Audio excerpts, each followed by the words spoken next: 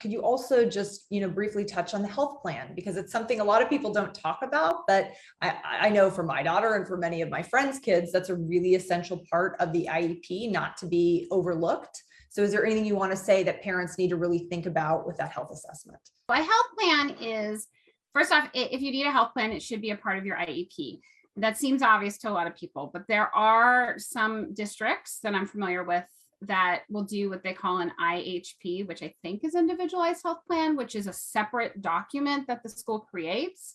But because it's not a part of the IEP, it doesn't have the legal protections that an IEP has. So if you have a health plan, it should be incorporated into your IEP.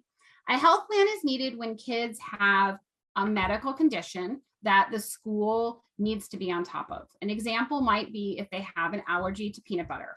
That is a severe allergy.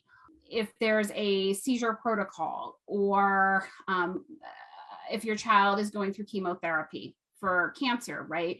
It's those things the doctor says, make sure the school knows to do whatever. And the health plan outlines who does what if this medical issue happens, and who they call and what they do. Do they just call mom? Do they call? And obviously, if it's hopefully not, but if it's life-threatening, they're going to call 911 regardless of what the health plan says. If they have an exposure, let's say, to a food allergen, that's not causing breathing problems, but just a rash. The health plan says, do they call mom? Do they call 911? Do they administer Benadryl first? It tells them what to do. It's informed by your doctor.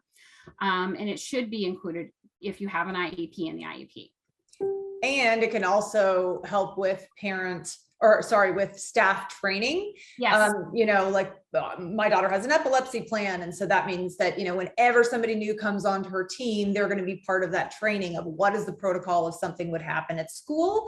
And it requires the team to all be informed. So there isn't just the one person, right, in school that might not be anywhere near them that knows what to do. Yeah, and the health plan will say things in it like team will be trained on how to, whatever the thing is that needs to be done. And I recommend that parents include in that new staff, if there's, however you word it, but if there's a staff change in the year, because a lot of times that training happens at the beginning of the school year or when the IEP happens. And then if you have turnover of the classroom aide or the PE teacher or whatever, they don't get that training. So I like to include for new staff.